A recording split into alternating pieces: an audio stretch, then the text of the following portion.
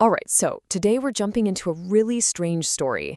It's a kind of parable about a whole society whose deepest beliefs led to some, well, let's just say some very fragrant consequences. This one's a wild ride. I mean, can you imagine hearing that? Not rotting garbage, not backed up sewers, but people. You have to ask yourself, why in the world would an entire group of people choose to smell that way? And the answer, believe me, is a fascinating and kind of terrifying look at just how powerful belief can be. So, to really get the smell, you first have to get their world. A world they are absolutely convinced is running out of water and fast. At the heart of their society is this one single, completely flawed idea. They're called the Smelly Conservers, and they believe that any water that evaporates or even just goes down a drain is gone. Not just gone from the river, but gone from Earth, forever, lost to space. And this one belief literally shapes every single thing they do. And it leads to some pretty extreme habits. The most obvious one, they stop bathing. That's where the name comes from. But oh, it gets so much weirder. They want to cover all the lakes and rivers with giant tarps to stop evaporation. They're convinced the water cycle is just a big conspiracy theory.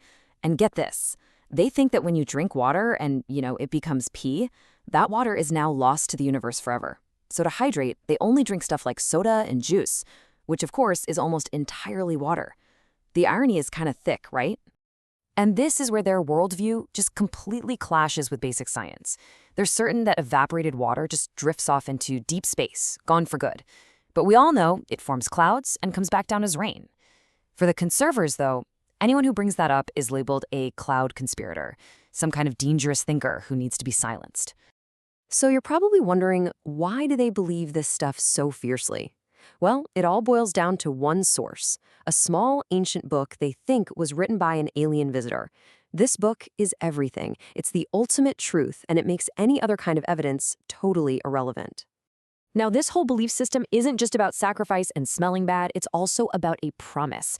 There's a prophecy in that alien book, one that offers them total salvation, but it comes at a very, very steep price. Okay, so here's their path to getting saved. First, they have to stop drinking water, so they become as lightweight as possible. Why? So they can be lifted up into the alien ship when it returns. And the final step, the price they have to pay for this little rescue mission, is to agree to become the alien's willing slave for eternity. Yep, you heard me right, a willing slave forever. This is the exact question an outsider in the story asks, and it's probably what's going through your head right now. How can an entire society buy into an ideology that seems so obviously, ridiculously self-destructive? Well, the answer is all about how they control information. Their whole social structure is built to protect the belief. The little book is the only truth, period. Anything that contradicts it is just a conspiracy theory. People who try to point out scientific facts are branded truth speakers and literally thrown in jail. And here's the kicker. They believe that if enough people hold a false belief, that belief actually becomes the new truth, strong enough to just cancel out reality itself. So let's get to the climax of the story. Because after generations of just waiting and believing, the prophecy finally starts to come true. It looks like their savior has actually arrived. It doesn't start with a bang. It starts with a shimmer. The air itself seems to bend, distorting the light. It's something unnatural, something they've been waiting for their entire lives. And then, out of the shimmer, a massive metal vessel just appears, hovering over the city without a sound. It's a moment of total validation for the conservers.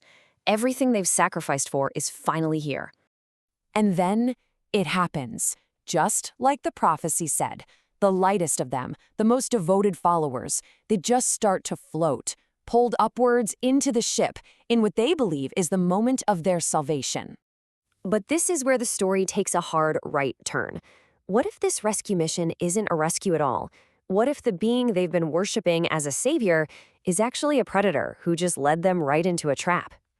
So inside the alien ship, the whole thing starts to unravel. One of the conservers, a guy who spent his whole life actually learning the alien language, not just taking the book on faith, he finds another book. And this one? It's not a holy text, it's a tactical manual. And what he reads is absolutely horrifying. He realizes the alien never intended to save them.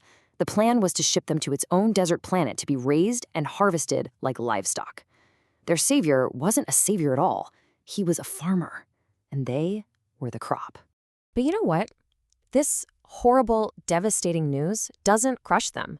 No, it sparks a revolution. The second the lie is exposed, the believers become rebels, and it's the beginning of a whole new dawn for their people. And they act fast. They totally overwhelm their would-be captors and take control of the ship. They find the giant pipeline that was sucking all of Earth's water away, and they reverse it, sending it all flooding back. Then, and this part is just brilliant, they use that same pipeline to shoot all of their planet's garbage to the aliens' world before destroying the whole thing for good. So what's the very first thing they do when they get back to Earth? They go straight to the prisons, and they free the very same truth speakers that they had locked up for disagreeing with them. I mean, talk about a powerful symbol of change. Their entire society did a complete 180. They went from being totally closed-minded to open-minded, from just passively waiting around for a savior to actually working together to save themselves. And, most importantly, they went from fearing the truth to finally embracing it. And there's this great moment of irony at the end. One of the characters points out that the aliens' original promise to take away something from them, well, it actually came true. He didn't take away their garbage or their sins, he took away their ignorance. Which leaves us with a really fascinating question to think about. I mean, this story is a parable, sure, but it asks a very real question about our own world, doesn't it? What happens when a lie, a false belief, is held by the majority? Does reality itself start to bend? Or is it just waiting to deliver a really painful correction? Something to chew on.